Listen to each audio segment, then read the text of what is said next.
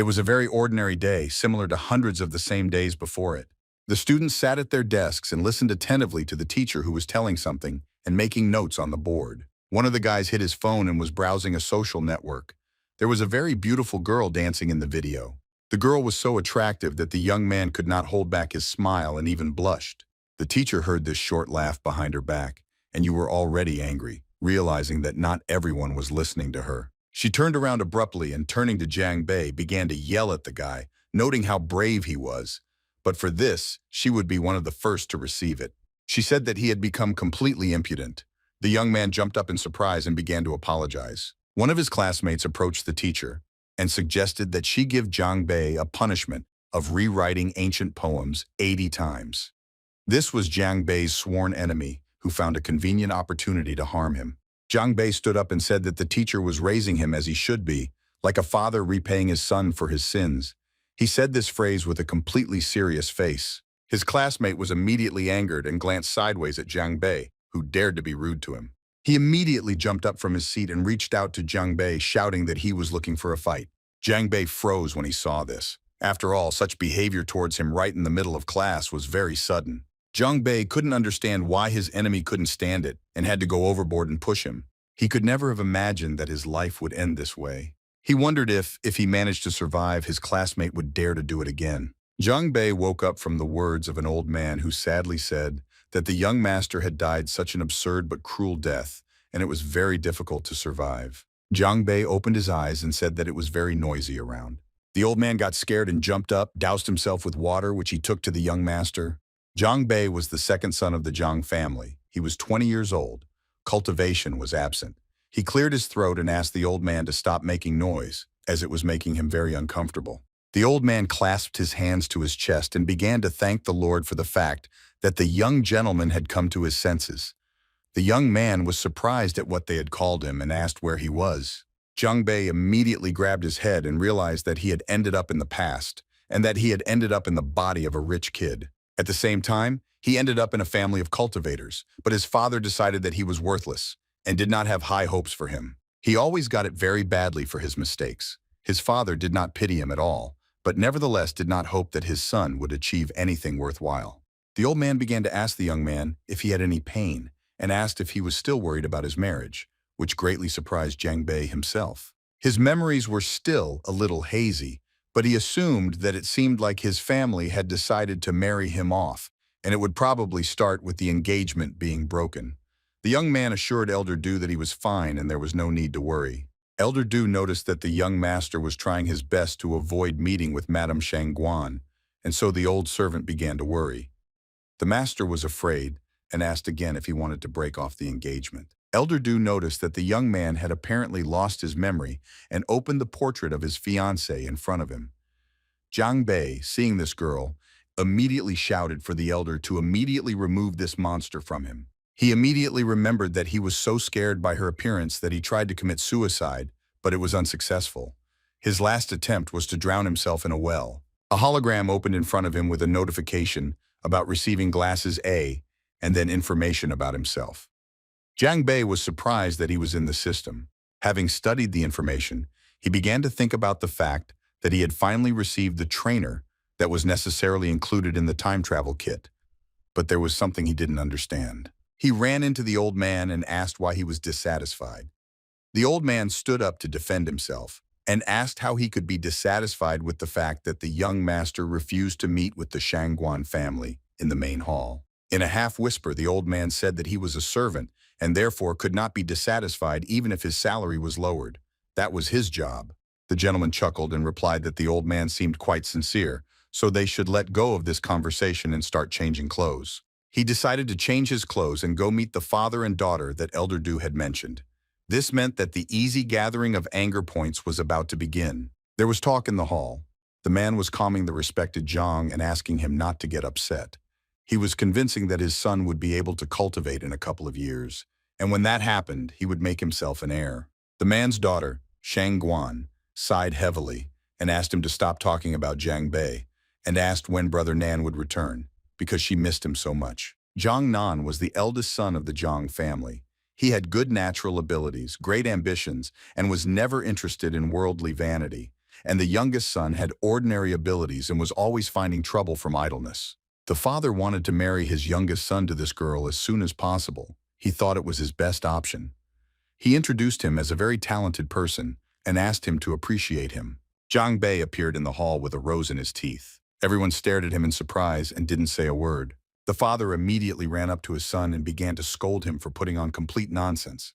He pulled feathers from his clothes and emphasized that only peacocks spread their tails in front of a female like that. After that, the father took Jiang Bei to meet the Shangguan family. Jiang Bei was very polite and greeted everyone separately, showing his respect. Shangguan didn't even look at him and replied that she was glad to see him, but would be even happier to see his brother. Her father wasn't happy with such a groom either. He did not hesitate for long and stated that he could not give his daughter to this family. He emphasized that if it had been the eldest son, the conversation would have been different. Jiang Bei quickly realized that this person did not come to them with good intentions and mentally asked everyone not to blame themselves. The young man replied that he apparently had eyes, but without pupils and also a thick neck, and he was only 35. Mr. Shan also got furious from such words. Shangguan called the young man a dog and asked where he got the courage to insult her and her father. Jiang Bei glanced at the girl and asked her to let him say something to her, and was immediately surprised that he was called a dog. She didn't mince words and replied that the girl could be confused with a pig from close up and with a broom from afar, and on her head she had a pipidaster made of chicken feathers with a couple of glass balls. From somewhere he took out a green hat and replied that it had saved him a lot in cold times, but the girl would need it more, although it would be better to give her a whole carpet. After these words, the young man turned around and walked away, not paying attention to the screams of his failed bride and her father, as well as the indignant screams of his own. The consequences of such expressions of Jiang Bei on the glass in the woodshed. His father was furious.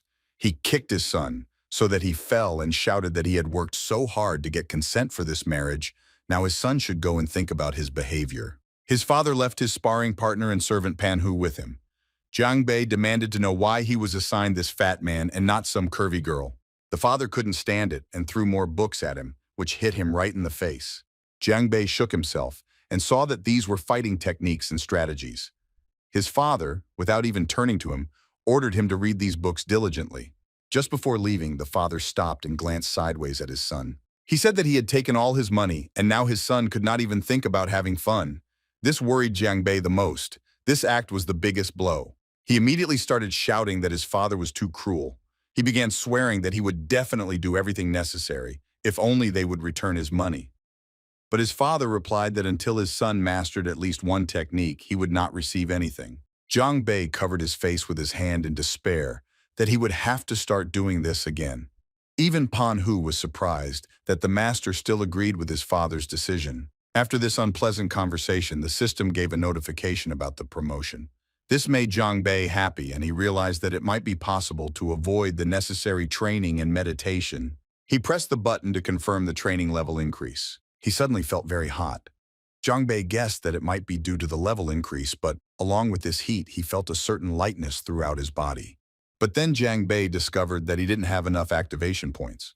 Pan Hu's servant, seeing that his master was behaving strangely, asked if everything was okay. Jiang Bei twitched and nervously asked how long the servant had been watching him. Pan Hu thought about what he had heard from Master earlier. This could be the reason for the heat that Master Jiang Bei felt. Jiang Bei thought that with his character, it would not be difficult to find enemies who would help him earn wrath points, and asked Pan Hu for a favor. But when Pan Hu heard this request, he replied with regret in his voice that they did not have money to hire someone. Pan Hu exhaled heavily and, saying that he could offer him an alternative, appeared in the form of a girl.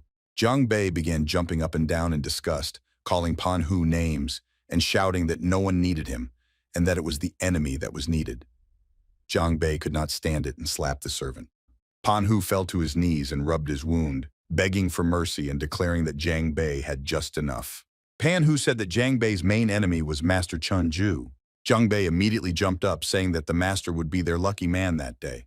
Pan Hu tried to stop him, shouting that he had not said everything. By evening, the important events had moved to the Yongdu Inn. That evening, Miss Yanlan finally arrived. The girl told her guests that it was precisely because of Yanlan's visit that the dinner would be special. The girl pointed to Miss Yanlan, who was hiding in a translucent tent, and said that she had heard about local talent, so she hoped to meet new friends through the poetry evening. The topic of the meeting at that time was flower. The girl asked to use this word in her works and emphasized that the author of the best work will get a chance to talk to her mistress. Many in the crowd began to shout and ask to choose him. Zhang Bei stood behind the crowd and thought that it all looked familiar, and assumed that the girl must have been the owner standing in the yard and looked very good. Suddenly, Panhu announced that he had found Zhang Bei's enemy. This man came to the tent and introduced himself as a member of the Chen family. This was Zhang Bei's enemy. The young gentleman looked closely at his opponent and became a little nervous. Zhang Bei was focused on Master Chen's gaze, which was covered by a fan. He said that most likely no one would argue with him being the first, instead of the master. He clenched his hands tightly into fists and prepared himself. He thought about the fact that this man killed him in his past life, and in this one he also remained his sworn enemy, but now he has the opportunity to get even. Master Chen asked the girl what her favorite flower was. He dressed as quickly as possible to win her heart. His favorite flower was peonies. He said that peonies like him were noble and magnificent. But suddenly someone from the outside began to laugh at his words and said that the chrysanthemum has no right to compare itself with the peony. When Master Chen turned around, he saw Zhang Bei in front of him, looking straight at him and grinning. The master began to loudly protest against such impudence. Thanks to this incident, Zhang Bei immediately gained anger points on his account and smiled even more. Zhang Bei turned to the master and said that because of his appearance, he was probably often compared to a chrysanthemum. Many in the hall began to laugh and say that it was true. The master began to shout at everyone and forbid to believe in this nonsense. Zhang Bei smiled and said that today he will be kind and will not once again emphasize this to the respected public. Master Chen turned blue with rage. He was ready to tear the young man apart right there on the spot in front of dozens of people. The master rushed towards the young master and shouted, "How dare he publicly humiliate him?" The higher the man's rage increased, the more points Zhang Bei received. Master Chen only thought about how he couldn't lose face in front of Miss Yanlan, and this was able to stop him a little. He immediately turned around and said, "Let's go the other way," and said that he would not get involved with Zhang Bei. I think that all that is needed is to be able to calm down his anger and let the words spoken in his direction pass by. Zhang Bei did not calm down and said that there was nothing more beautiful than blooming peonies and began to make faces at the master's back. The points of anger continued to grow. Zhang Bei said that no flower could compare to the peony and the tenderness of its petals. Master Chen tried his best to control himself, his anger increasing as did Zhang Bei's anger points. The crowd picked up on these antics. Now the entire hall was laughing at the master and throwing humiliating jokes at him. Zhang Bei walked behind the master. Here he was practically shaking with anger and shouted to Zhang Bei when he could speak out, because he couldn't do it anymore. Zhang Bei smiled very broadly and asked to be called Daddy. For this phrase, a whole 100 points of anger were added to his balance. This was the last straw, and Master Chen lost his temper and began to harshly curse the young man and make ugly gestures. Zhang Bei was only happy about this because he managed to collect anger points, and now he can improve his performance. Well, he hadn't even had time to leave the hall when a girl approached him, and it was hard not to notice her. She smiled and asked if she could ask the young man to write a poem and recite it. Her name was Yanlan. She was only 19 years old, but many already knew and admired her. The girl was incredibly beautiful, and Zhang Bei couldn't take his eyes off her. He thought out loud about this beautiful girl's proposal and smiled. His smile continued to widen, and it seemed that the young man would only be very happy with such an offer. Well, it was very unexpected even for himself that he refused. Master Chen, hearing this, completely lost his temper. I don't understand. Why was this young man so cool that he could refuse such a lady? The master began to laugh, emphasizing that he only knew how to make jokes.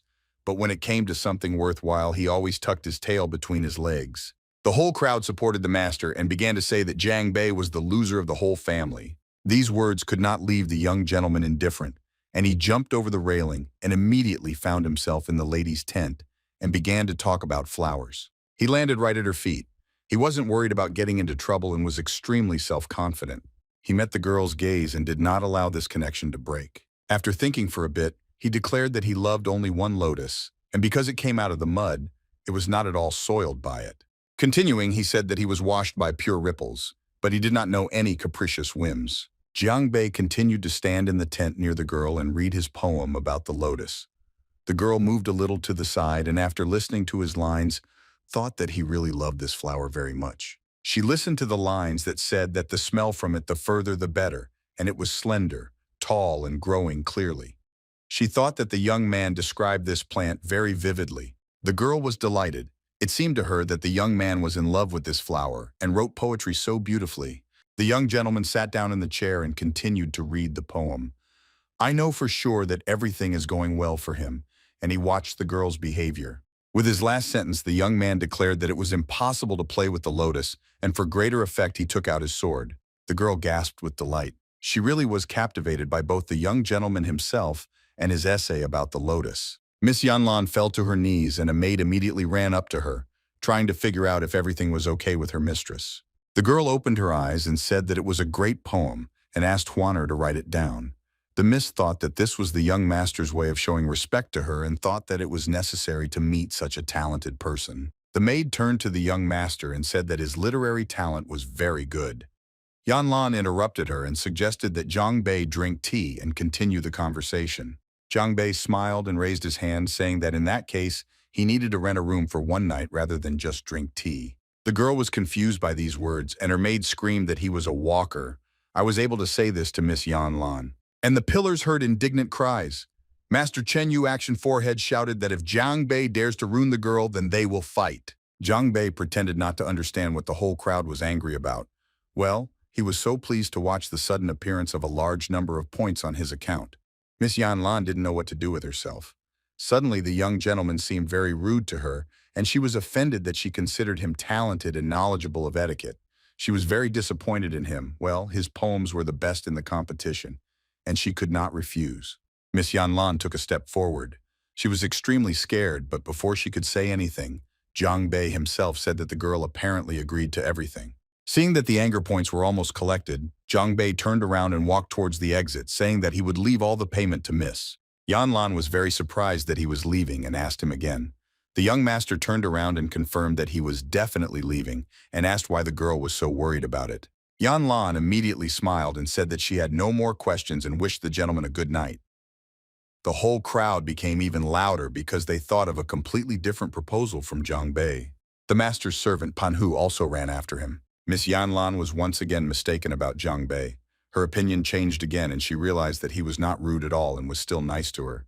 The next day, Zhang Bei woke up quite late. He still felt unrested and yawned constantly. Very quickly he met his servant who said that the previous evening the master had been very good, although previously his competence in art had not been noticeable. In addition, the servant noticed that the new techniques that the master was mastering were also beautiful.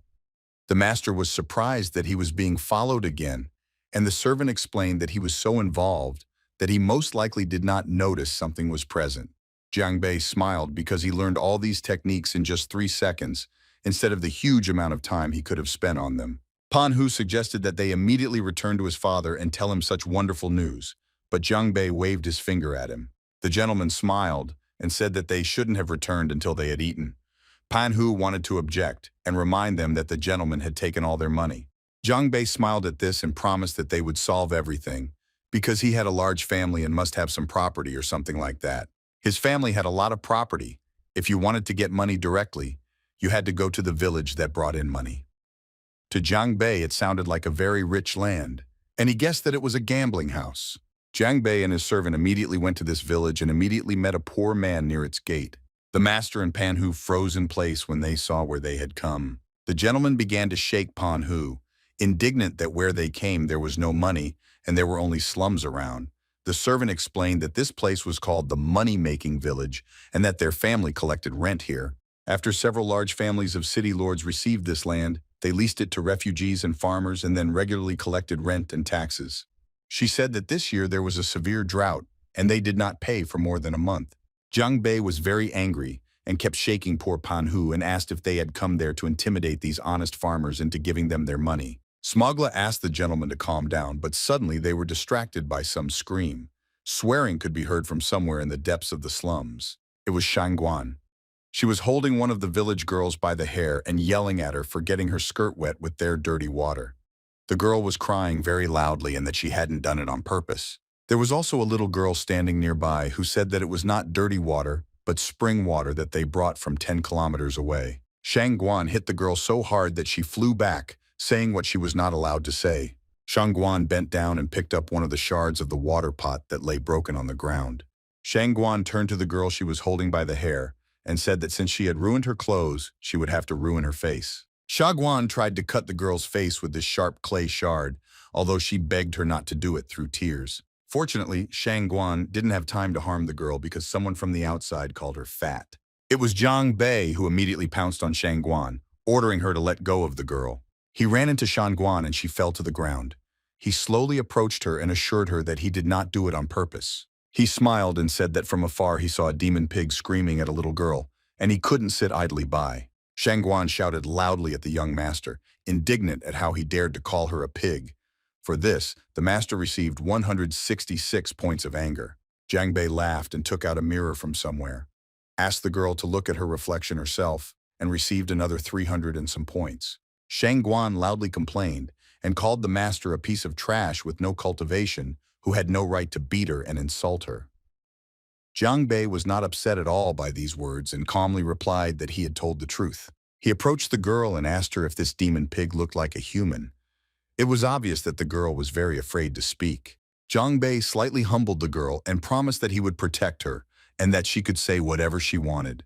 The girl looked at Zhang Bei with tearful eyes and gained some courage. The girl said that Sister Shangguan often came to their village, although she herself was not involved in the money-making and she really likes to find different reasons to beat and kick them. The girls told her that she had made their father blind.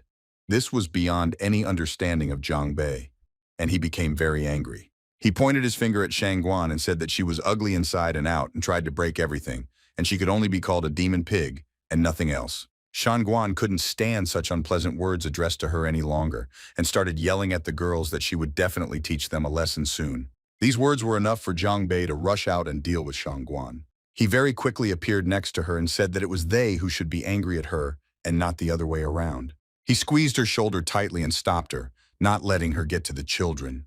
He said that if the mistress of the pig demon still had a conscience and investigated now, she would apologize to the children. Shangguan grimaced and said that Zhang Bei shouldn't even dream about it, and the children even more so. Zhang Bei pushed the girl roughly again and said that she was not worthy of being an adult. The girl grabbed her flushed cheek where the blow landed. She shook slightly and looked at the guy in surprise and asked where he got his cultivation from. He gave her another slap and said that he didn't have to report this to her. He continued to beat her. He said that she was so ugly that even his principle of not hitting women no longer worked, because she did terrible things and was completely heartless and disgusting. The children were very grateful to him for such protection. He hit her again. I say it was the last blow to her pig nose, and now she could leave 5 stars for her appearance and personality. Having dealt with her, he approached the children, but Shangguan quickly rose to her feet.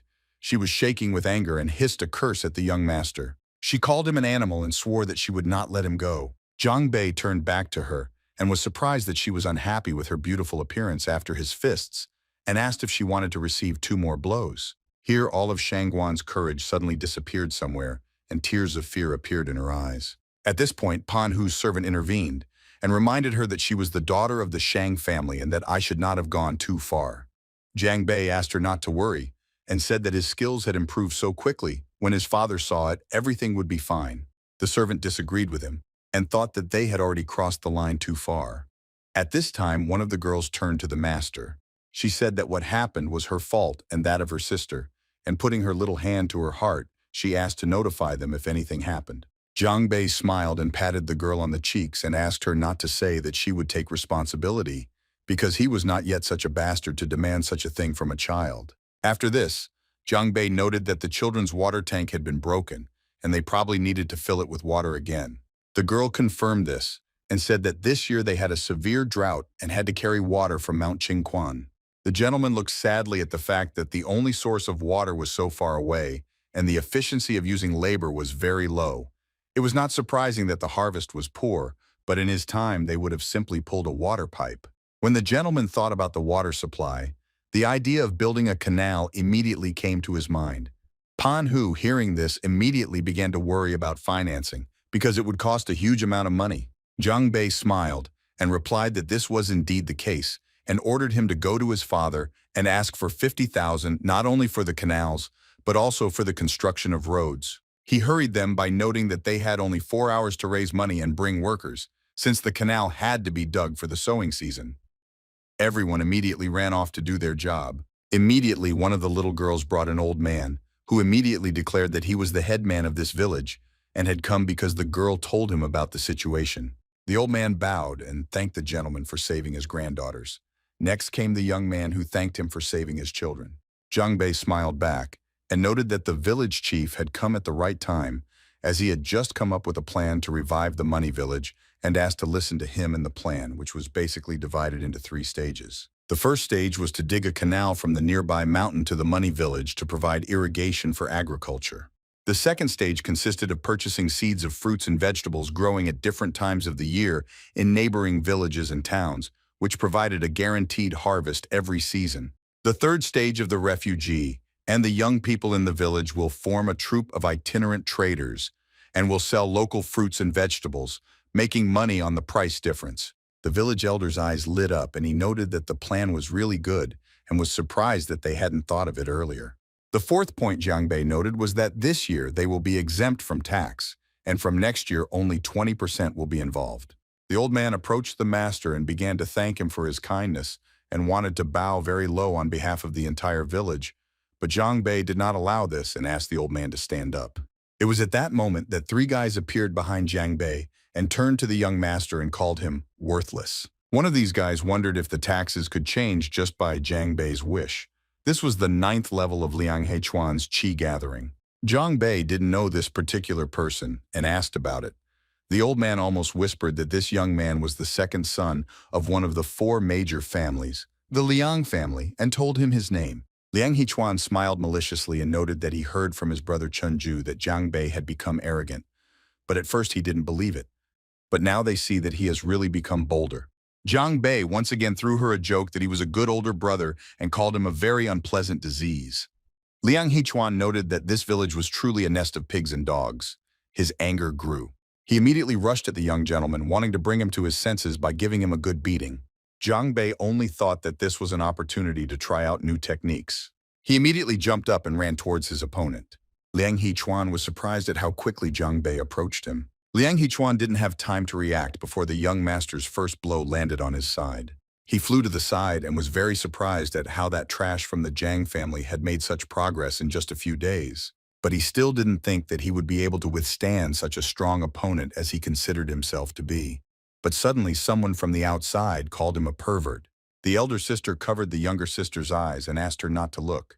One of Liang Heichuan's men turned to his master and asked him to look down, although he was very embarrassed to say so. When he looked at himself, he noticed that his shirt was torn on his chest in 2 places, exposing his nipples, and a hole was shining on his pants, showing the color of his underwear. Zhang Bei barely held back his laughter and clicked his tongue and said that it was very unexpected that young Master Liang could have such a hobby.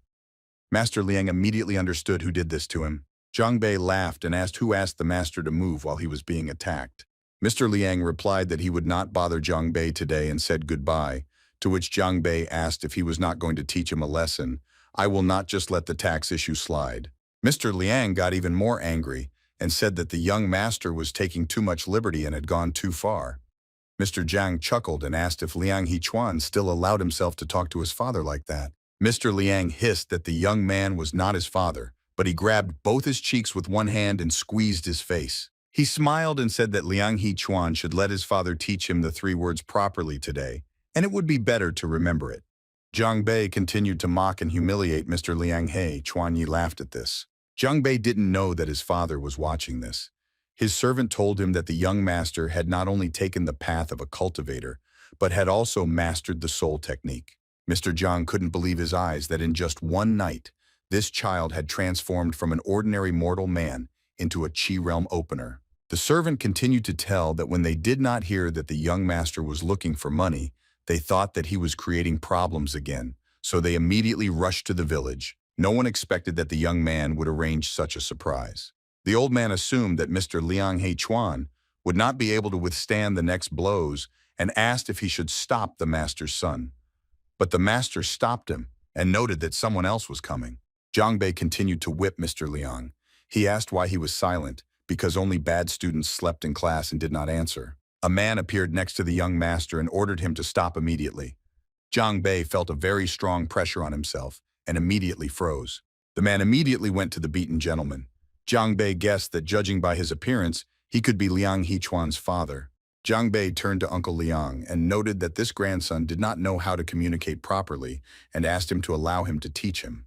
Mr. Liang replied that even if this child did not know how to speak, there was no point in teaching him, and especially not in this way. Jiang Bei noted that he had always been reasonable, and if it had just been a verbal altercation, he would never have led to violence. But his actions and his training could only be considered self-defense. He continued and said that some dogs and puppies really like to bite people indiscriminately, and at this point Mr. Liang decided to take revenge for his son. He pounced on the guy and said that the young man from the Jiang family had gone too far in bullying others. Jiang Bei noticed that this man's roar was very ferocious. If he hadn't raised his level, his organs would have been destroyed. But he also noticed that this man was pouring out a lot of anger points, and he would be able to collect some and run away. Jiang Bei asked what was wrong with him mocking Liang Hechuan, and suggested that the gentleman come over and hit himself if he dared. His father's assistant took it upon himself to think that the young master had simply gone mad because the opponent was much stronger. Mr. Jiang tomorrow in the face with his hand, remembering that his son had spoken of wanting some difficulties, but now he was causing nothing but trouble. Mr. Liang was incredibly angry, but this gave Jiang Bei a big bag of anger. The master called upon the fiery eagle and shouted that the young man would soon be finished. Jiang Bei jumped to the side but did not understand what was happening. It felt like he was encountering the mysterious eagle palm for the first time. Mr. Liang noted that the young man tried to dodge his attacks. From the side, you listened to Crick. They shouted at Mr. Liang and called him a shameless robber, asking what kind of force was necessary. Jiang Bei had no choice but to cover himself and dodge the fire attacks. But suddenly, someone killed the fire eagle, protecting young Master Jiang Bei. Mr. Liang, you are very surprised that his mysterious eagle palm was broken. He immediately realized that there must be a much stronger master nearby than he was. Finally, Mr. Jiang came out of the shadows and called his son. Jiang Bei looked around and thought that it looked like the crisis had been averted, and noted that his father looked scared. The young man smiled and thought that it would be nice if his father hired a powerful bodyguard for him. Mr. Liang backed down but demanded that he apologize to his son, and the Liang family would grant forgiveness. Liang Hechuan was against this and was indignant that his father would forgive him so easily, despite their reputation. Mr. Liang ordered his son to shut up, and noted that a powerful master was present today and asked whether his son wanted to save face or his life. Jiang Bei picked at her ear and replied that it was impossible to apologize. Mr. Liang was surprised that young Master Jiang did not have even a little respect for him. Jiang Bei replied that it was not that he did not want it, but that they never had a reputation. This completely drove Mr. Liang crazy. He literally boiled with anger. His eyes narrowed and filled with blood, ready to tear the young man apart for such talk. But he understood that he could pay for it and tried to control himself. He approached the young man and said that he underestimated him. Through clenched teeth, he asked him if he really thought that no one would touch him. Jiang Bei smiled and reminded that Mr. Liang was already very strange and incapable of anything, and declared that he would stand right in front of him without a single movement. And if he wanted to do something here, then let him do something. Master Jiang wanted to rush to help Jiang Bei, but Master Jiang grabbed his hand and replied that there was no need for that. The master noted that the master had such a strong killing intent that Jiang Bei was now safe, and Liang Wenqi probably felt it too. Mr. Liang suddenly felt that there was a strong killing intent on the roof of the building behind him. He realized that if he allowed this child to get hurt in front of him, everything would be bad. His Liang family could get into big trouble. Jiang Bei also knew this, and so he smiled broadly while looking straight into the master's eyes. He still managed to joke and asked the gentleman what was wrong, noting that he was most likely struck by his attractiveness. Mr. Liang turned away and retreated, convincing himself that he could endure all this antics. Jiang Bei extended his hand to the master and asked if he had given him permission to go.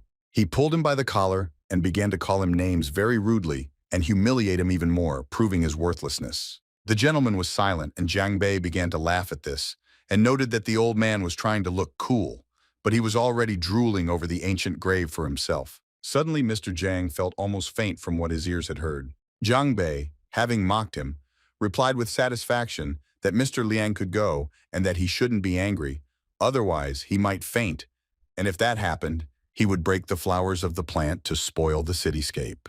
This was the last straw, and Mr. Liang screamed loudly, crimson with rage, that he could not go on like this any longer. For this, Jiang Bei received a huge amount of anger points. After Mr. Liang's shout, eagles began to fly to the village. Jiang Bei couldn't help but say something else because someone covered his mouth. Someone came from the side and asked Mr. Liang to stop shouting and calm down.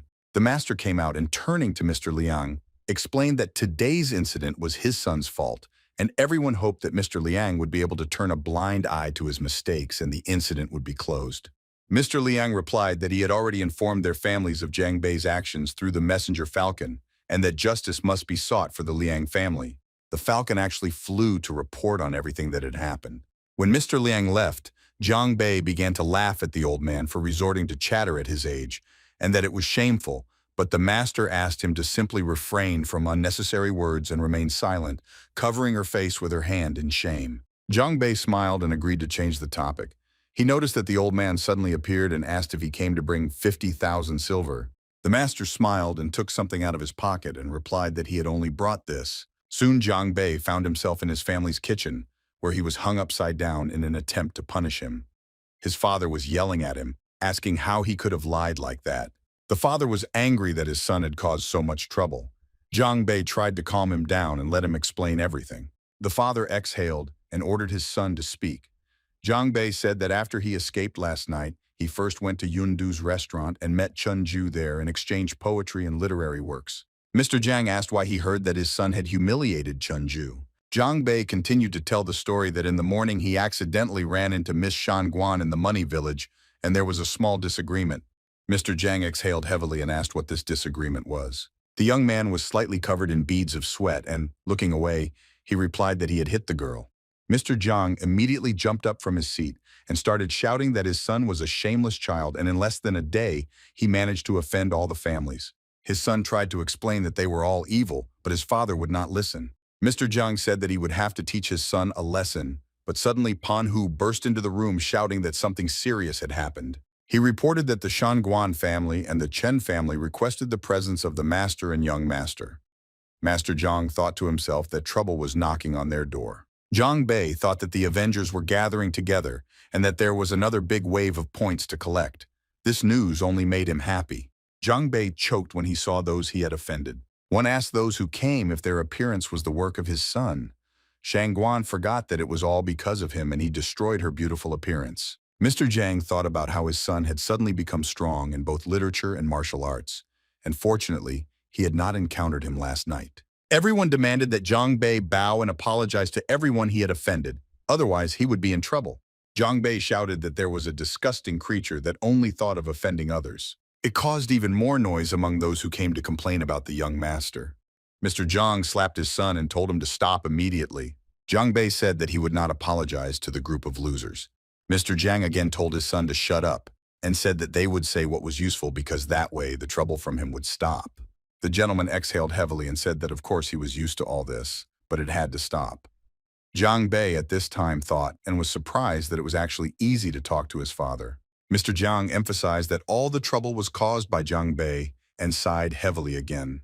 The crowd in front of them was expecting an apology and didn't understand why the Jiang family was still sitting and silent. Mr. Jiang turned to his son and said that he should sort out today's farce.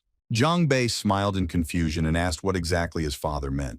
He immediately received a huge slap in the face and didn't even have time to understand what happened. The blow was strong and he flew into the center of the hall. This offended the young gentleman a little, because he was the biological child of the father who had just pushed him with all his might. Mr. Shang was furious and indignant at how this damn guy dared to turn his treasures like a flower and jasper into who knows what. Jiang Bei exhaled and said that if she were a flower, even cows and sheep would not dare to defecate on her. For this, the young master was awarded almost 1,000 anger points. The young man opened her portrait and drew her father's attention to her original appearance, which was already ugly. He declared that first-class cosmetic work had been done on her face. It was very difficult for everyone present to admit that the young man was right. Even Shangguan's father could not object to him. Mr. Liang spoke up, thinking that if they couldn't sort things out with the girl, they were obliged to do the same with his son. The young man asked if they went to the slums to remind people of themselves, and noted that the tailor had come to the village without a measuring tape. Jiang Bei pointed out that they had a severe drought this year, and it was okay if they didn't help farmers solve their problems, but they also allowed their children to oppress ordinary people and called them a couple of cattle. After which the young master turned to Mr. Chen and immediately raised his hands up and noted that there was no hostility between them, and he did not wish to participate in this any further. Jiang Bei smiled and asked the master not to be a coward and say everything since he came. Master Chen turned away and said that he did not want to get involved with Jiang Bei at all. Mr. Jiang, observing everything that was happening, noted that although this child could act like a scoundrel, but deep down, he was a good person, and he did not retreat in front of the heads of large families. Mr. Liang approached him and asked if he had anything to say. Mr. Jiang chuckled and asked what he wanted to hear. Mr. Liang then noted that Jiang Bei had made unauthorized changes to the agricultural tax and was still being treated leniently. Mr. Jiang responded that Mr. Liang was winding himself up. He claimed that he was the one who asked this man to handle agricultural tax issues. The gentleman then said that regarding their children getting into fights, he couldn't control it, and young people need some bumps and bruises to grow up. Jiang Bei couldn't believe that his father was actually covering for him. Mr. Liang noticed the face of your son who had a tooth knocked out and asked if it was really just a bump and bruise, and the daughter of the Shangguan family looked absolutely terrible. Mr. Jiang said that it would be better for the younger generation if conflicts and grievances were not resolved by elders, and that it would be less unsightly. Jiang Bei intervened and looked at Liang Hechuan and Shangguan, asking them to come over, and suggested that they have a competition where the two of them would be against him alone. The two tried to avoid another fight, knowing that they couldn't resist Jiang Bei. At that moment, one of the ambassadors ran through the door and announced the news. He reported that the Yushi Palace people were outside the city. Lord Jiang, hearing this, jumped up in his chair. Jiang Bei thought about it. He didn't understand why the atmosphere suddenly became so tense. Moreover, he didn't know Zhou Wuwang, whose arrival had made the heads of all the big families tense. This Zhou Wuwang was the king's general. Everyone in the hall began to fuss and run away, and Jiang Bei's father also pulled him along. Mr. Liang was surprised that they were leaving. They would meet the general. Mr. Jiang turned around and said that no matter where they went, they would not meet the general. Mr. Liang pointed out that the military king held a high position and wielded power, and as members of the city's distinguished Liuyan clan, they should take the initiative to greet them. Mr. Jiang replied that they could do such superficial gestures on their own, and there was no need to take him and his son along. Mr. Liang and the other families immediately became angry and said that they were being underestimated and that the military king was also being underestimated. Mr. Jiang called them a bunch of cowards and demanded that they stop making baseless accusations against him. A small skirmish broke out between the heads of families. They were all at their limit, but it only took one blow from Mr. Jiang to put down the heads of the other families. Jiang Bei looked at his father with admiration and said that he was amazing because he dealt with all three without losing. Jiang Bei turned to Liang Hechuan and asked him to lower his head and stand up, and to be careful when leading his uncles and elderly people to the western heavens. He only responded with curses. When the Jiang family left the hall, the young gentleman asked his father what technique he had used and asked him to teach him the same, but his father assured him that his son, being at the yellow level, would not be able to learn it. Jiang Bei was surprised to hear about some yellow level and asked his father about it again. He explained that martial arts had 4 levels of cultivation, and the first was yellow. His brother was a strong cultivator at the second stage of the earth realm, and Du was a strong cultivator at the heavenly realm. Jiang Bei asked his father what level he was at. I guess he was also at the level of the heavenly realm. The father briefly replied that his level would only be known to his son in the future. The young master wondered if martial cultivation was not divided into 4 levels and created to be so mysterious. Someone called from the young master's side. It was Pan Hu who was holding a note that Yanlan had asked him to give him. The master remembered that it was the girl who had paid for their room that night. He was wondering why the girl was giving him this note, but when he saw the contents, he was even more surprised. The note contained only a few words. The girl asked to save her. They immediately went to the Yundu restaurant and found that the imperial guards were standing around the building. Pan Hu replied that he had heard that the man the martial king was looking for was inside the restaurant. Yanlan was nervous and wondered why young Master Zhang had not yet arrived to her. Her assistant replied that they had only seen him once, and he was under no obligation to come to her aid, and that they should find a way to escape. The girl wanted to object, but suddenly some noise was heard. Very suddenly, Master Jiang Bei himself appeared in front of her, smiling and waving his hand, greeting her. The The girl was very happy to see him, but suddenly noticed that his nose was bleeding. The young gentleman assured that everything was fine with him, and asked what had happened to the girl, noting that he had received a letter about her danger. Jiang Bei reminded him that the girl had once helped him pay for the room and asked him to get ready because they would be leaving through a large hole in the roof. The girl looked down and handed him a handkerchief. She explained that this handkerchief was given to her by her mother, who loved lotus flowers very much. Jiang Bei was a little confused because he had wiped the blood from his nose with this handkerchief. And now it became clear to him why the girl was upset about this. The girl said that her mother wanted her to become something like a lotus flower with her own thoughts and ideas. The girl exhaled heavily and added that everything did not go as planned. Jiang Bei noted that the girl looked quite upset and thought about how he could console her. I thought for a bit he decided that I could cheer up the second part of the Lotus Code. He continued reading the poem from the place where he had left off on that very night of their first meeting. The girl listened and understood what poem he was reading. She was definitely enchanted by him. He liked her and his reading was wonderful. She came closer to him and turned to him, looking straight into his eyes. But suddenly they heard screams in the street which distracted them. People burst into the restaurant and one of the guys started yelling at the young gentleman for daring to offend the miss. The young man did not calm down. I shouted that I had just seen with my own eyes how he hugged the lady and did not want to let go. He called Jiang Bei a lecherous bastard and was sure that he probably wanted to do something unworthy to Miss Yanlan.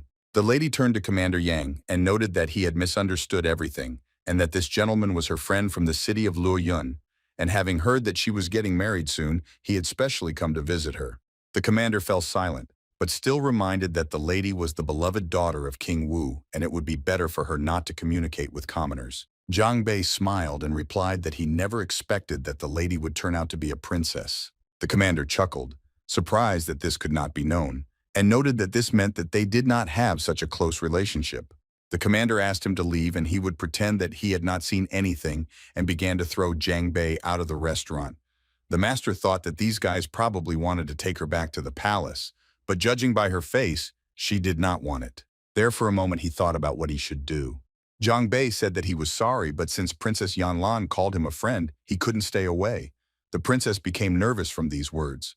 Jiang Bei noted to himself that he had accumulated so much rage but had never used it, and after the upgrade he should have been able to fight on equal terms. The young gentleman said that he and the princess had met at a poetry evening, and let's note that now there will be a problem. He began to read the first line of the poem. The commander objected that they were warriors and the poems were unknown.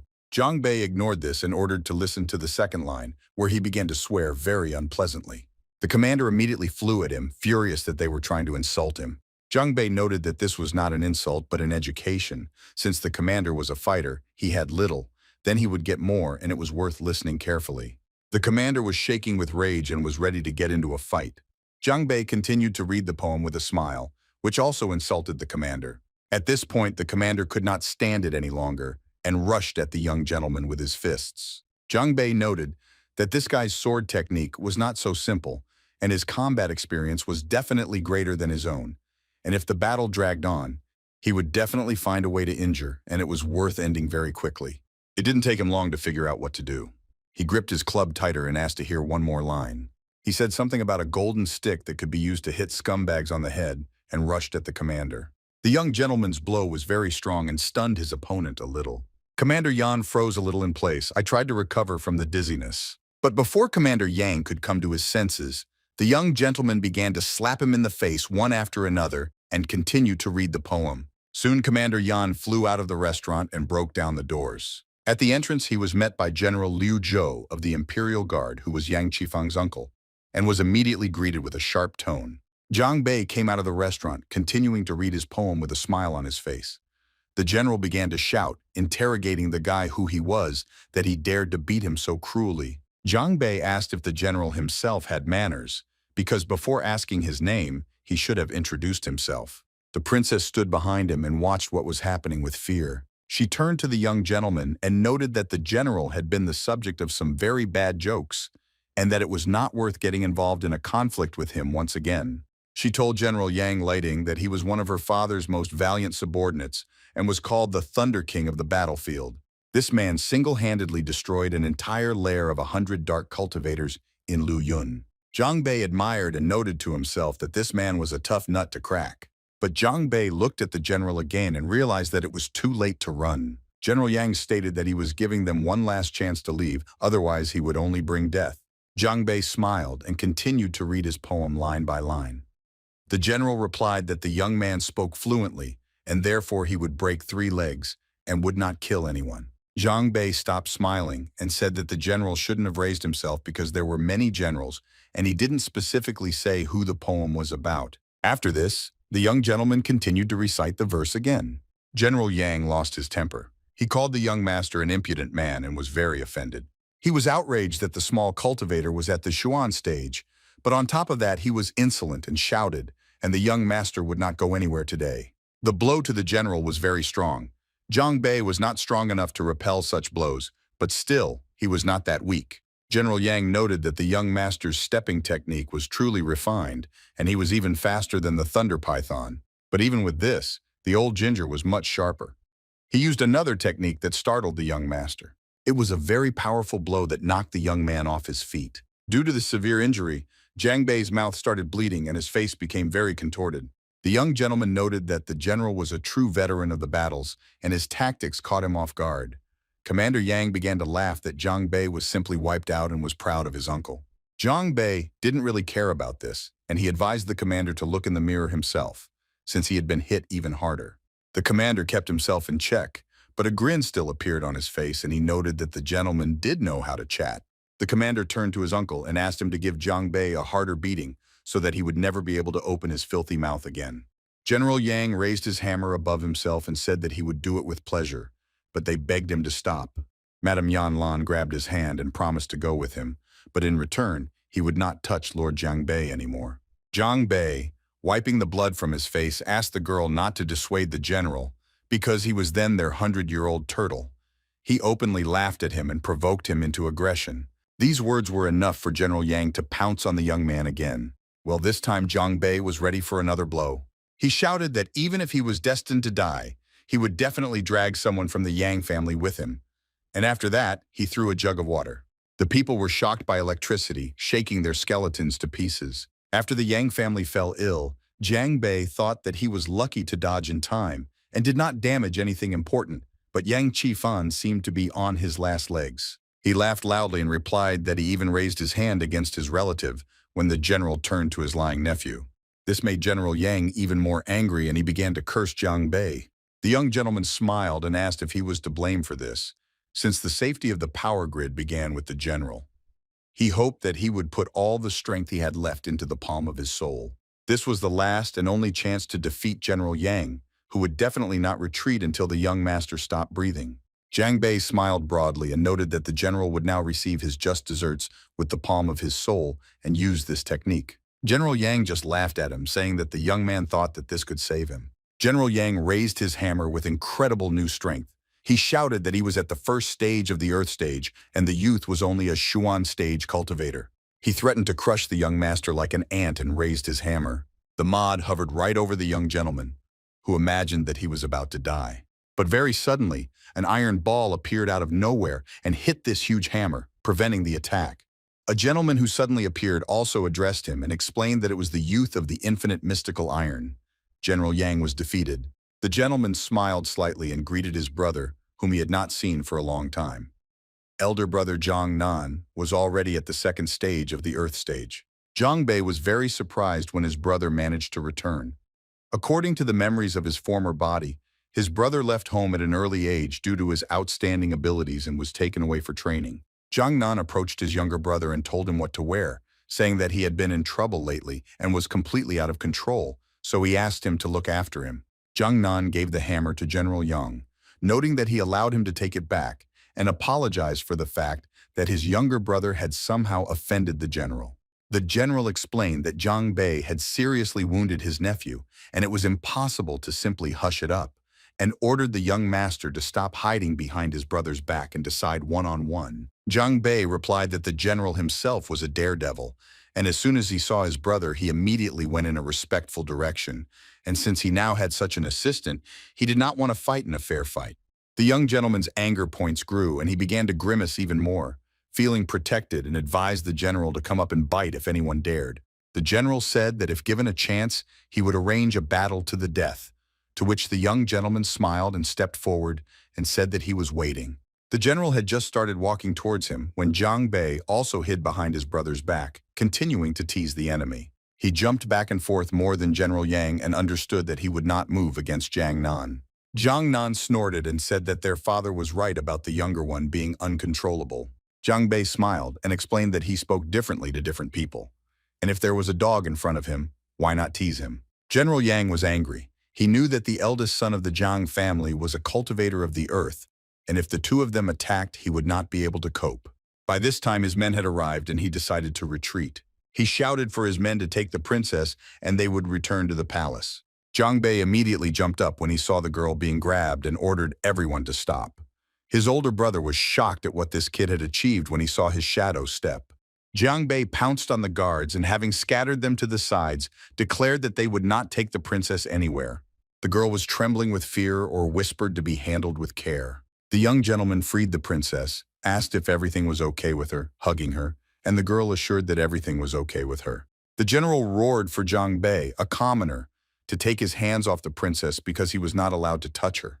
Before he could even take a step, Jiang Nan's ball on a long chain got tangled between his legs and knocked him to the ground. Jiang Bei came a little closer to the general and replied that he and his nephew apparently had poor eyesight and that they should go to a doctor if they did not see that they wanted to help the princess and share their goodness with her. He noticed that the general's men had come running, tied her up and held her by force, and they had no respect for their mistress. The general claimed that it was a rebellion against the king, but Jiang Bei assured that they were simply ridding the court of parasites. The general was angry and said that he had seduced the rumored lady and prevented her from returning home, and for such a crime the king would certainly punish. The princess intervened and, turning to the general, emphasized that Mr. Jiang did not force her to do anything and that she decided to stay herself. General Yang looked at the young master and then at the lady and asked if this guy had gotten her drunk, because the house of King Wu was the richest clone. Jiang Nan intervened in the dialogue and replied that the truth had been revealed and the princess had stayed of her own free will. Jiang Nan promised the general to untie him if he promised not to touch his brother and mistress anymore.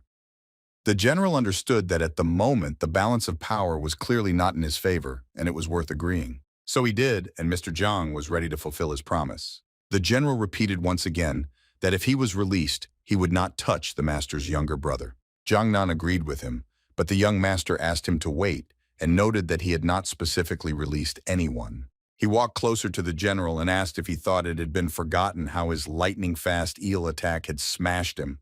His nephew had publicly slandered him and caused him moral harm and wrecked the floor of the restaurant. The young gentleman picked up a stone from the floor, while the general asked the little bastard not to be impudent. Jiang Bei laughed and asked the general if he still didn't understand the situation he was in. Jiang Bei clarified that he had only one choice left, accept his punishment. He said that he had a stone in one hand, and if the general guessed correctly, he would sing a verse from the Conquest, but if he chose an empty hand, he would get 3 slaps on the back of the head from the branch as a warning. The general spat to the side, folded his arms across his chest and declared that he would not play such games, for which the young gentleman hit him painfully on the knee. General Yang screamed and began to say that his bone had cracked, holding his knee, to which the young gentleman emphasized that he had warned.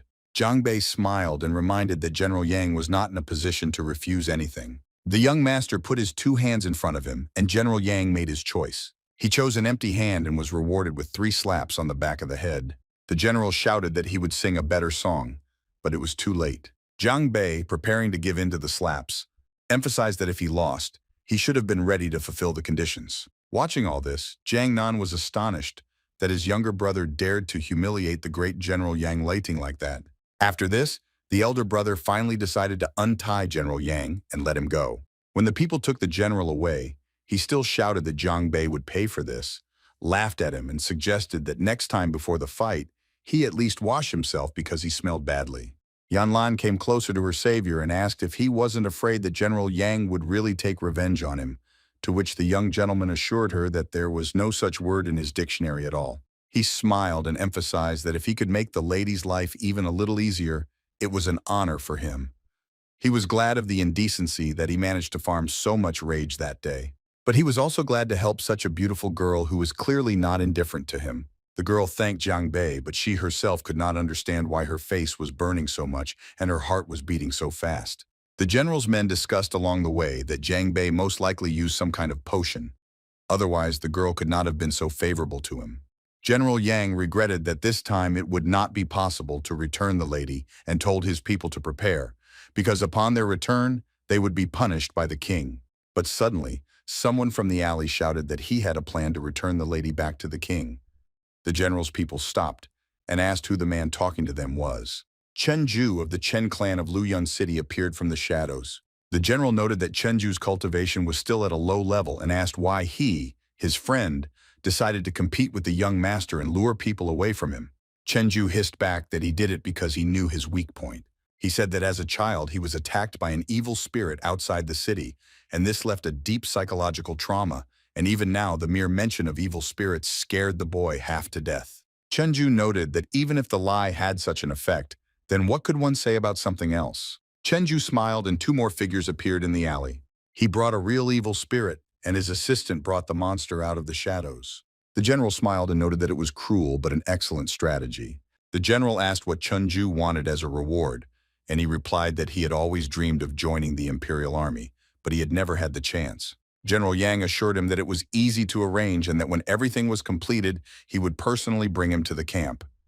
Chenju smiled and said that he thanked the general in advance. There was a quarrel as usual in the Jiang family mansion. The father scolded his youngest son again. He was ready to tear him into small pieces for getting into such serious trouble here again. The master tried to stop his master and held him with all his hands and feet so that he would not do anything stupid. Master Jiang assured that he was angry only because his son could not stop and was doing worse and worse things. The princess looked at everything that was happening with huge round eyes and said that she had apparently caused trouble for everyone again. Jiang Nan asked her not to take it to heart because his brother had been like a monkey since childhood and was constantly getting into trouble. They did not calm down, and the father tried to get to his son and punish him somehow, but he hid under the roof and was not going to come down. The father reminded his son that he was only at the Xian stage, but was already so impudent, and if he continued in the same spirit, he would simply be killed somewhere outside. All the cultivators below the earth stage were like ants. The father suggested crippling his son and leaving him at home as something useless he would live. Jiang Bei noted that he had already reached the stage of all An, and moved to the second stage of the martial path and no longer considered himself an ant. Father just laughed at this. He said that first there were stages of accumulation and opening of qi, which are needed to open the mortal body to prepare it for techniques. This is only the first stage of improvement. Only at the earth stage can one truly use spiritual power and deal multiple damage. To achieve this, simply having the power of the fifth stage of the Zhuan level is not enough. Both the equipment and the combat equipment must be of the same level. The breakthrough itself will be the most difficult. He warned that if his son failed, there would be a response. Jiang Nan confirmed this and said that he himself was stuck at this stage for 3 years before he was able to break through. Jiang Bei listened and noted that it sounded terribly difficult, and the path of perfection was definitely not for the weak. His happiness was systemic, and a lot of anger had gathered lately.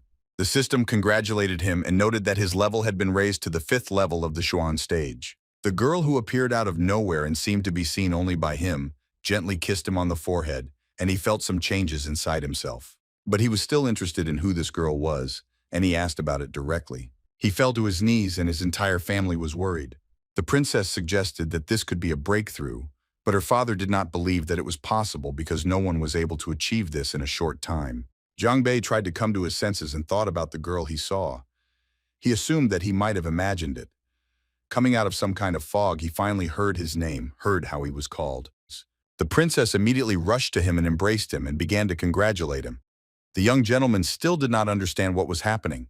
His father approached him and explained that his brother was already one of the fastest progressing among the younger generation of cultivators, and he did not believe that the younger one was even more talented. Everyone started asking how Jiang Bei was feeling, and he assured with a wide smile that everything was fine with him, and noted that at the 5th stage of the Xuan stage there was a lot of spiritual energy and his whole body was breaking with strength.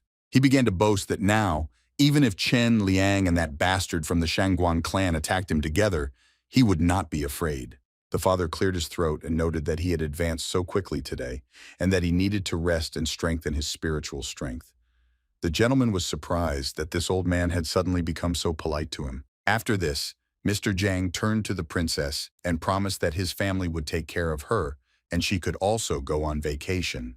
Zhang Bei sent to his chambers, stretched, noting that he could finally rest. The princess turned around after him and exhaled heavily.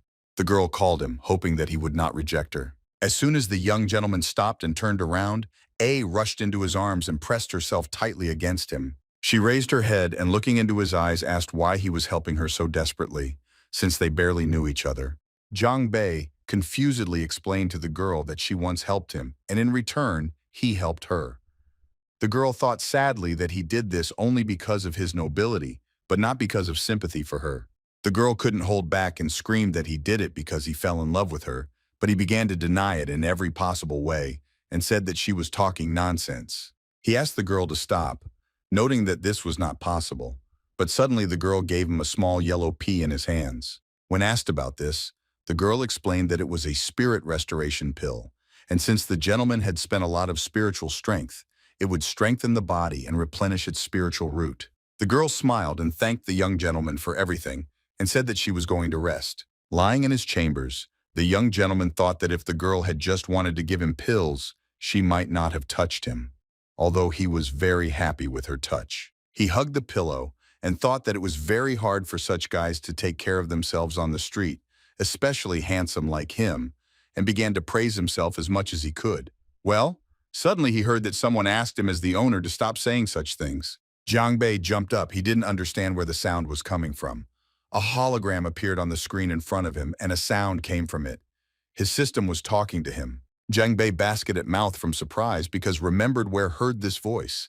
He heard it when he pumped up for the last time and saw the system in the form of that girl. The system responded that it was her projection, and when the master made a breakthrough at an important stage, she also evolved, and at first, she could only communicate through system windows, but now her personality has awakened. She explained that if the master continues to develop, she will be able to gain a spiritual form, and the functions of the system will become even more powerful. Zhang Bei was delighted and asked if this system was only in his head. The topic confirmed that it had merged with his consciousness. She added that she could read his thoughts and memories. I brought one of the videos that he watched the day before in which he liked. After that, she asked him to think about something decent and not to shove all sorts of nonsense into his head. The gentleman was indignant because she herself looked at the archives and now she was complaining and asked for money for viewing. Suddenly, someone knocked on the door of the young master's chambers, and the system noted that he was leaving. Approaching the door, the young gentleman hoped that the lady had come to him and was in anticipation. He opened the doors and wanted to say that he had been waiting for a long time, but what he saw in front of him made him freeze. This was the same monster that Chenju had found.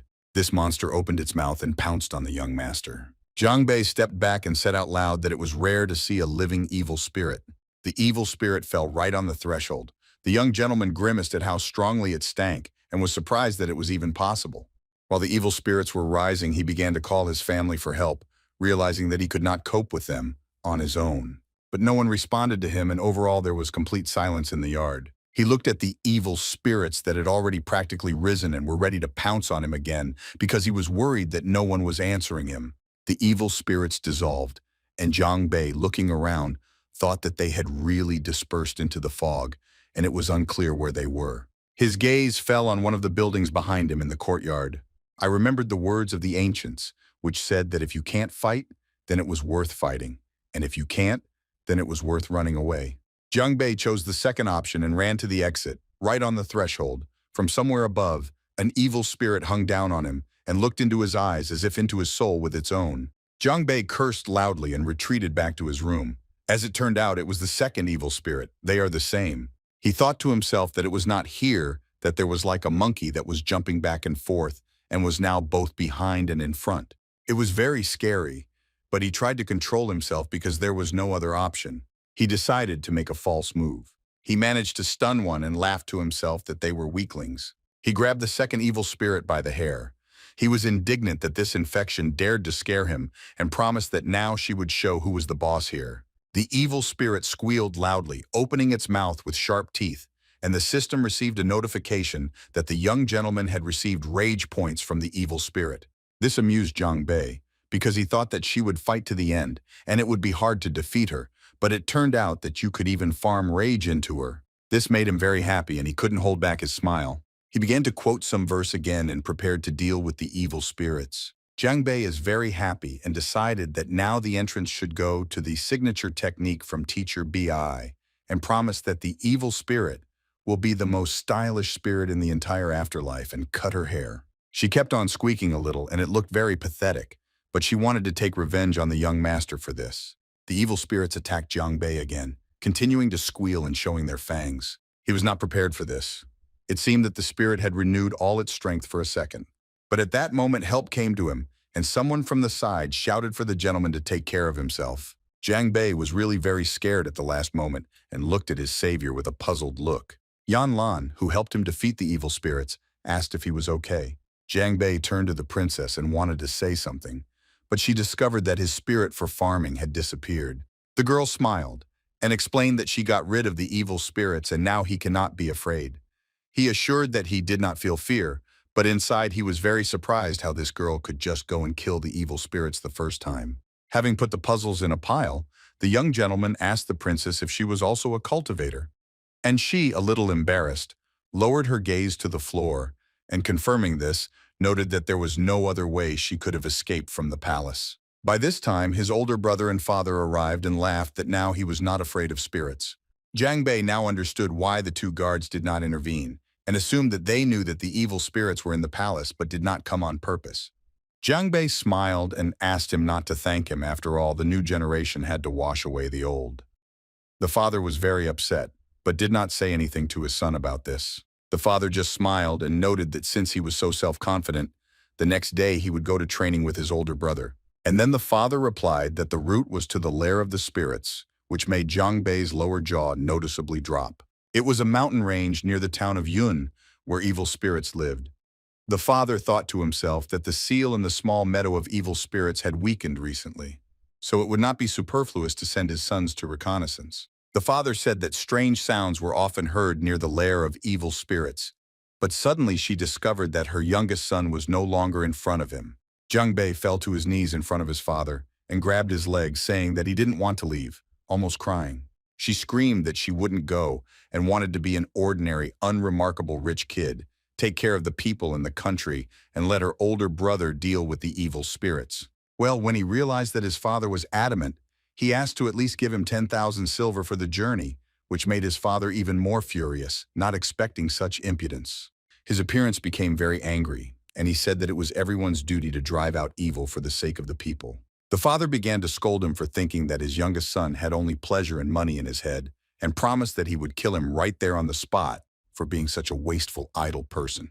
Jiangnan turned to his younger brother and asked him to listen to his father, because he was talking about a serious matter, and suggested leaving without waiting until the morning, but Zhang Bei asked him to wait. He bent down and picked up a small piece of cloth from the floor. He tied it on his head and replied that before that he had one personal matter.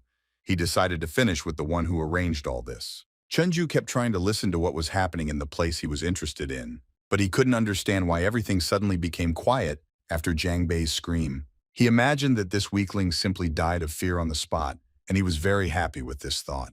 His spirit was distracted by some rustling sounds, which made him very scared because he didn't want to catch anyone's eye. Zhang Bei pretended to be a ghost and suddenly appeared in a very strange pose and demanded Chenju's life. Then he screamed at the top of his lungs that he had seen a ghost, as if waking up the entire town. Zhang Bei sniffed and asked if Chenju was going to escape by accident. He turned away and asked not to look at him, jumping up in fear. A flame rushed at him, and then he screamed that it was hellish and asked the great ghost to spare him. His self-confidence immediately disappeared somewhere, and he looked very pitiful. Zhang Bei looked at his opponent and replied that he even liked Chenju's previous cocky style, and he could not have imagined that he turned out to be a stinking flower that also brought an evil spirit into his chambers. Preparing to slap Chenju's head, Zhang Bei laughed loudly and appraised Chenju's lacy satin underwear out loud. And at that moment, Chenju finally realized that he had been talking all this time not to a ghost, but to Zhang Bei himself. He was surprised that he did not die at the hands of an evil spirit as he imagined, and immediately began to justify himself by saying that he just wanted to make a little joke. Zhang Bei grinned and replied that in that case he would also joke with him a little, and used a soul strike. Chenju called him little brother and begged him to forgive him. Zhang Bei grabbed his head and asked him if he was really a dog or a human, and demanded an answer to this question. Chenju was shaking with fear. He thought that if he didn't tell the answer, he would definitely be killed. He admitted that he was a fool, and began to ask forgiveness from everyone for disgracing the Chen clan. But for this, Zhang Bei received even less than 1 unit of rage and decided that it was an absolutely useless thing. The gentleman immediately lost interest, and heading back to his house, he warned him that if he encountered any more tricks, he would burn not only Chenju's clothes. Chenju immediately rose to his feet and was glad that everything was over, because he was not his equal at all. My concern was that now he had not fulfilled the promise he had given to General Yang. He thought that he might have had another chance to simply run away and escape responsibility while keeping his life. Well, he didn't have time to do that because General Yang immediately met him. The general stated that according to the Imperial Guard Army regulations, anyone who broke the oath was obliged to commit harakiri as atonement. Chenju began to beg for mercy and denied his guilt. He said he was ready to sacrifice the golden saddle if only they would spare his dog's life.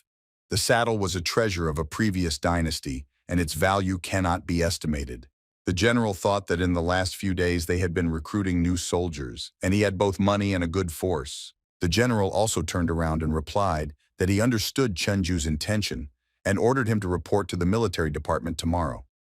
Chenju also began to talk about the great soul of General Yang, whom he worshipped. He spoke of his loyalty to the general, which was comparable to the endless Yangtze River flowing endlessly.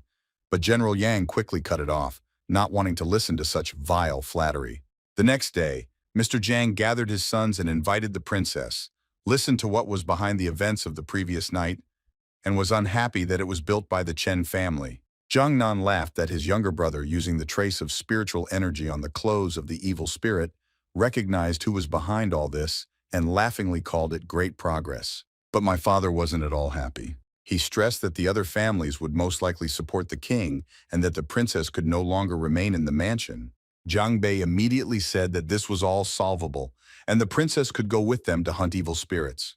Zhang Bei imagined how much he would enjoy this short trip and noted that they would have to order 2 more palanquins, which their father would pay for. Father was already angry and said that he would pay him on the head and ordered him to come down from heaven and reminded him that she was sending him for training and not on a trip. Jiangnan turned to his brother and explained to him that the uprising of evil spirits threatened the country and they were going to suppress their lair, and this was very serious and should not be taken lightly. Zhang Bei noted that this city was very far away. If they did not leave, only the father would remain in the house, and if the other families united with the king and attacked again, there would be trouble. Mr. Jiang asked not to worry about this, and said that he had ordered Lao Du to escort the princess to the Wuji sect, where no one would disturb her. One of the assistants immediately showed up and said that he had brought the 2nd and 3rd elders of the sect. Zhang Bei was shocked because he was not only a rich heir, but also the son of the sect leader. Jiangnan looked at her younger brother and her father in surprise, who apparently had not told him anything. Zhang Bei once again began to play to the crowd and call names to her father, who could send a couple of people from the sect to fight evil spirits. Her father called him names in response, saying that it was not his youngest son who could decide this. The princess approached the young gentleman and, placing her hand on his, asked him not to worry. She said that their general Tang Shusen from the king's residence was currently guarding the foot of the mountain. If danger suddenly arose, it was worth finding him. Zhang Bei immediately smiled and turned to his father to ask if he had heard that someone had already gone to clean up the dungeon and that he and his brother would rather stay at home and brighten up his old age. The father said that it was only because he could not cope with the leader of the evil spirits and a riot broke out in the city. He waved to his eldest son and asked him to quickly take the younger one away because he was about to flare up with rage. Suddenly, a little girl ran out and asked if they were really going to Yuyun. The girl asked to save her mother. Zhang Bei remembered seeing her in Chanlai village. Jiangnan turned to the girl and noted that Uncle Du had said that the village had developed greatly under her guidance and asked what had happened. The girl cried and said that yesterday her parents went to sell goods in the city and they were robbed by robbers. Her mother was captured, and in exchange they demanded that she give up the most beautiful girl from the village. Jiangnan emphasized that who would have thought that there were not only evil spirits but also robbers on the loose, to which the younger brother said that he himself suggested that the girl's parents take up trade, but never imagined that everything would turn out like this. He stroked the girl's head and asked her not to be afraid. He promised that the robbers would pay since they dared to touch his friends. At that time in the village of Yuyun, the bandits were discussing whether they would bring them a girl in return. One of them thought that this would definitely happen because they had kidnapped the mother of these children, and suddenly they noticed that the boy was actually returning. The boy walked with a very menacing look, and behind him walked the princess, dressed in different clothes with her hands tied. The robbers' mouths began to water at the sight of the girl. One of them noted that she was large but quite appetizing. All the robbers began to make very obscene jokes about the girl and her clothes and what awaited her. From the side, she shouted to them whether these valiant warriors really wanted to have fun with such a girl, and the robbers answered without a doubt that they did. Suddenly, another girl appeared in front of one of the robbers, which did not please him at all, but on the contrary, scared him. The man was outraged by the devilry that was happening and shouted to his men to immediately deal with the guest. And when he turned around, Jiangnan had already dealt with all the robbers and was calmly standing and waiting.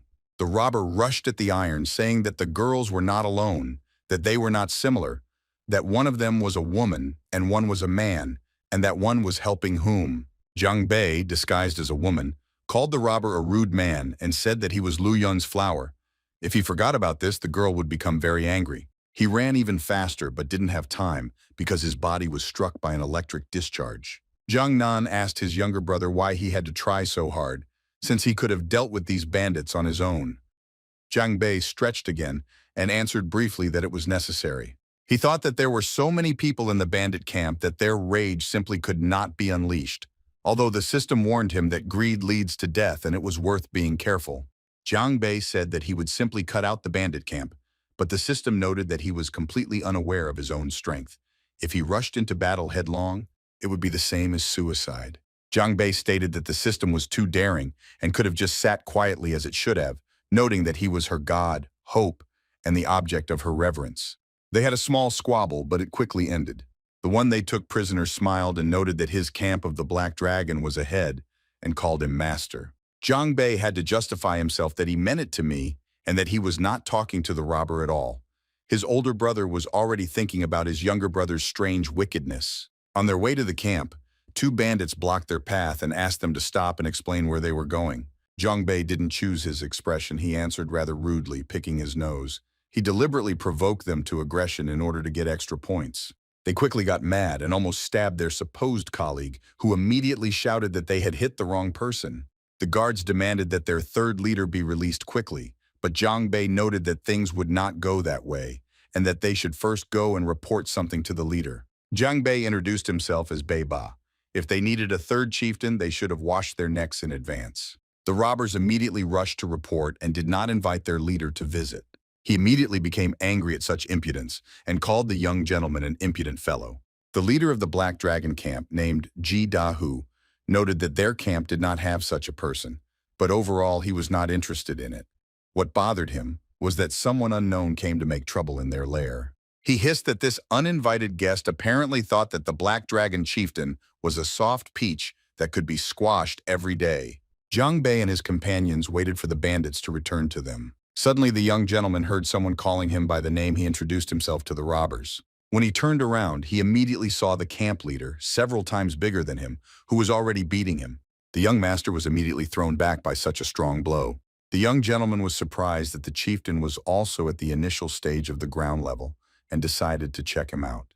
Having gotten involved in this fight, Jiang Bei realized that his opponent was not so simple, not only in appearance. The fist style was clearly not at the first level of the earthly level. Very quickly, Jiang Bei received a very strong blow to his face and was sent flying to the side again. His older brother immediately caught him, preventing him from falling to the ground. Ji Da-hu clenched his fist, indignant that they dared to come to his camp and that everyone would have to die because of that. Jiang Nan noted that this opponent was much stronger than his younger brother and asked for permission to deal with him himself, but Jiang Bei refused help. He immediately stood up and declared that he wanted to regain his honor himself and that he had not yet used the points that he had managed to collect. The young gentleman stood up and, coming a little closer, spoke with a mocking tone and asked Ji Da-hu's status and asked if he had created chaos and let bandits loose everywhere. Ji Da-hu lowered his gaze to the floor, confirmed this, and explained that they did not descend into the furnace for evil, but simply because they wanted to survive. He went on to explain that when ordinary people wanted to buy something, they gave money, and they paid with human lives. Zhang Bei pounced on the leader of the Black Dragon Camp bandits. Jidahu was very surprised because the young master's blows became stronger and stronger each time. Soon the leader of the bandits was already screaming in pain and did not resist. And a little while later he was on his knees and begging for mercy from Zhang Bei. The young master did not deviate from your strategy and decided to humiliate the leader to the end and show what he was capable of. Zhang Bei threw Jidahu into the wall, breaking a huge hole with his weight. The other bandits watched this scene with horror. Zhang Bei rubbed his fists and laughed that he was a real bandit, but there was so little rage in him that he didn't even have enough to bite. Zhang Bei threw a torch into one of the buildings and noted that this cursed place brought a lot of troubles. He demanded that these creatures return everything they had stolen, and that the rest should be moved to the village of Yanlan, and the rest should be burned. The children cried with happiness and thanked Zhang Bei for saving their mother. The boy looked at the young gentleman with admiration and said that he also wanted to learn to be as brave and strong as he was. He smiled back and promised that he would definitely teach him a couple of tricks. Zhang Nan brought one of the Taoists, noting that the bandits could not be trusted and had to look for this person so that the text would be accompanied. One of them noted that there was a strong yin energy in that place and asked if the junior leader wanted to go down with them, also adding that there was clearly some form of enhanced spell present in the black fog in the middle of the mountain. Zhang Bei turned to the head of the bandit and asked what happened to that mountain. Well, he assured that he himself did not know anything, because the Black Dragon's camp was originally located in the mountains above.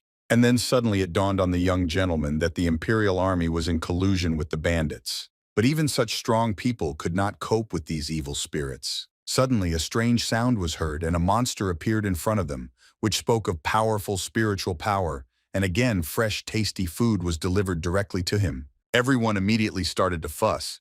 Someone was shouting that it was time to get away from that place as quickly as possible. Zhang Bei also wanted to leave, but his older brother ordered him to stay. He reminded them that their father had sent him specifically for this moment, and that he should go and train properly. But Zhang Bei was not happy about these events at all. He found himself right in the thick of the evil that had appeared. Unable to hold back, he crashed into one of the monsters, which he managed to stun with such a seemingly light blow. The two-headed monster immediately moved closer to the young master and was already drooling in anticipation of dinner. The young gentleman did not lose his head and immediately got involved in the fight, while complaining about how the monster's mouth stank. Having dealt with this huge giant, he turned his attention to the small wrinkled monster who was already trembling with fear and declared that he had appeared there only to sweep. Having figured everything out, Zhang Bei noted that these evil spirits were not that strong. Zhang Nan noted that this was like the scariest place in the entire ghost game, and one could not let down one's guard. The voice of one of the ghosts was heard, who was indignant that the pathetic little people dared to invade his territory.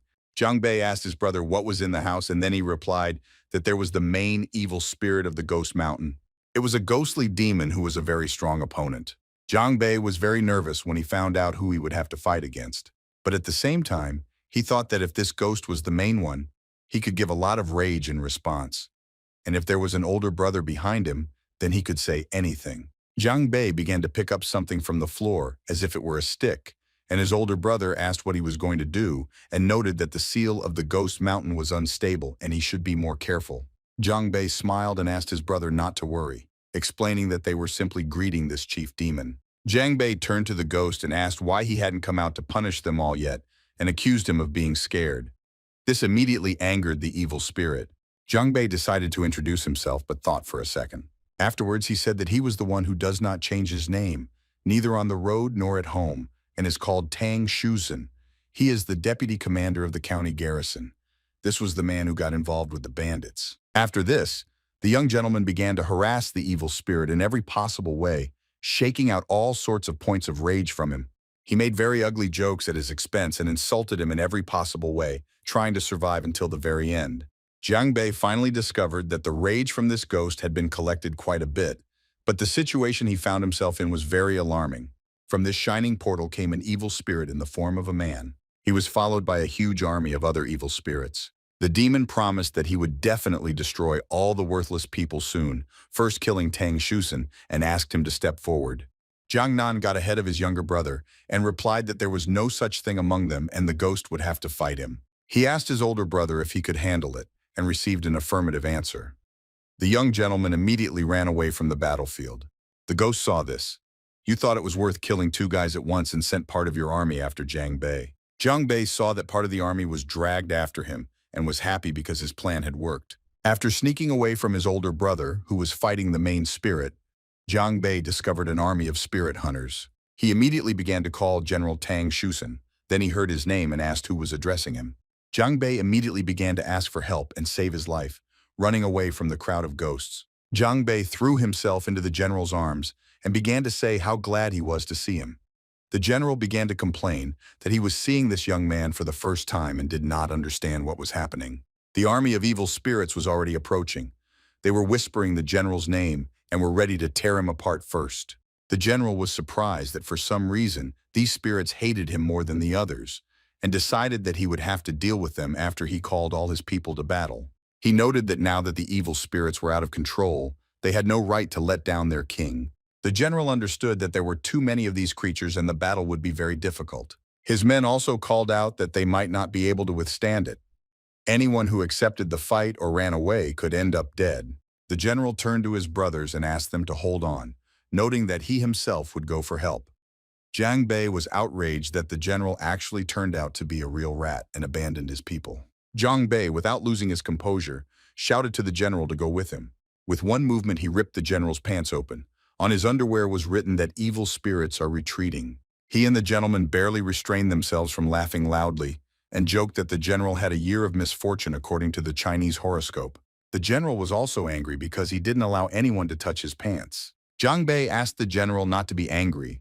Note that the evil spirits were complete losers, and the general himself said that if they, with their green horns and pimples in their eyes, caught his eye, he would kill them all. Evil spirits followed the general's footsteps and swore that they were about to finish him off, although he tried to remove any suspicion from himself and assured that he was innocent.